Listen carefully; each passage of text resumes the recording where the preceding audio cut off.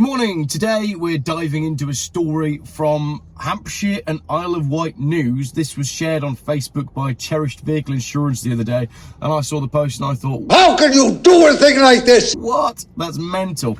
Historic Land Rover and trailer seized by police after multiple offences. So you get nothing. Here's the photo. Police have this evening seized a historic Land Rover and car trailer with a car on it after officers were drawn to the combination travelling on the M3 at East Leigh. Police said they initially caught their eye for lighting and trailer offences. However, this was just the tip of the iceberg. So you can see there's no lights on the trailer, and I'm pretty sure there's no number plate either. So that is going to attract some attention. However, the towing Land Rover was displaying a 2013 registration, but looked considerably older. The VIN number was no trace, so they couldn't find anything on their records for the VIN number of the car. And the registration displayed, so the number plate that was attached to the car, came back to a different model. You're a cheat and a swindler.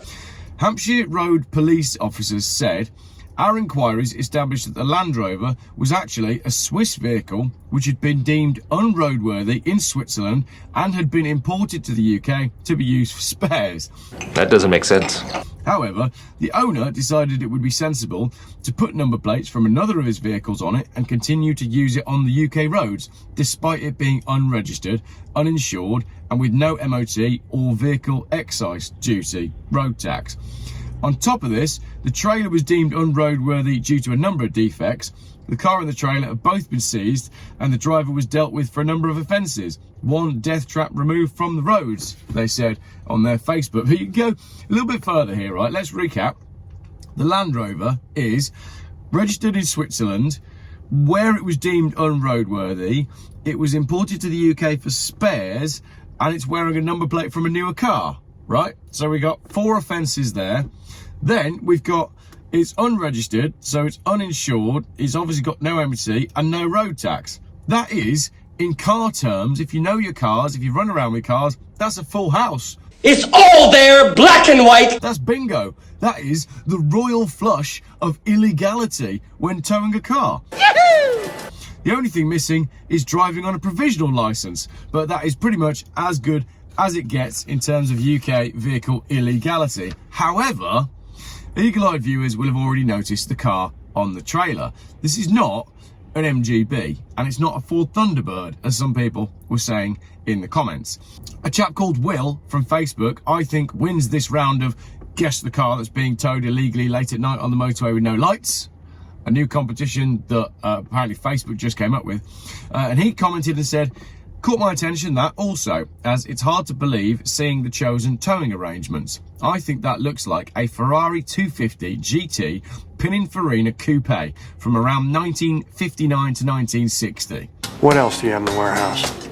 So, we have a completely illegal Land Rover towing a completely illegal trailer late at night, transporting a valuable classic car. Much of this story doesn't really add up, and I want to know more. If you know any more about this story or can shed any light, let me know. So if you don't know, the Ferrari 250 series of cars were made between 1952 and 1964 and have since become, I mean, these are some of the most desirable, most collectible, most valuable cars, wait for it, in the world. I mean, the car on this trailer is cousins with the 250 GTO. Come on, 250 GTO. In fact, if you look at the top 50 most expensive cars ever sold, and I did, cars from the 250 series, remember that's 1952 to 64, make up 17. So 17 out of the top most 50 most expensive cars in the world sold ever were Ferrari 250s. So this is quite a serious car that he's towing on the back of his illegal trailer behind his illegal Land Rover. So if we think on the trailer, it's a 250 GT Coupe by Pininfarina. That puts it at 1958, 1960, so Will is spot on. There's only 353 of these made worldwide. I was able to find 2 of them for sale at £400,000. So my thumbnail said, and the title of the video said, it was £1 million Ferrari, which does make me pretty far out, but not as far out as the legality of the Land Rover being driven by our now in lots of trouble Swiss friend. Amazing. I mean, you do see something, you see a lot of this. I think I've got a pretty good cop spidey senses when I'm out and about, and I can spot a vehicle, and I usually say to the kids as we approach, I say, I bet the car has not got the same number plate as the trailer as we're driving along. And I'm usually correct, because you can kind of get a good feel for it. So what on earth is this chap doing? He's driving a Swiss registered Land Rover late at night on the motorway with a very valuable car on the back with no lights on the trailer and dodgy number plates. So what do you reckon? Is this like some wealthy Swiss dude who is confused, or is this something to do with crime? Is there a crime that's gone on here? But then again, if there was, surely the police would have said that, oh, and by the way, it was towing a stolen Ferrari. The Ferrari, to me, looks like it's a restoration project or a barn find. I did have a good Google of like auction houses to see if I could find anything, any auction houses where that car was booked in or anything like that. But this caught my eye because I do enjoy a Ferrari 250. Well, my favourite classic Ferrari is actually, I think, the Lusso, which is the one, if you cast your minds back to September, I drove down to Guildford to see my buddy Matt, and on the way, I ran into a broken down Ferrari, and I ended up helping to push it around the yard for photos. And I can't remember now if that car actually sold at the auction that they were photographing the car for. So the results of that auction and the value that that car actually sold for, I'm going to post here. Let me know what you think. I mean, we've all done it, haven't we? We've all jumped in a car and pulled a trailer that hadn't got a number plate on it, or has got the wrong number plate over a short distance because we were moving house.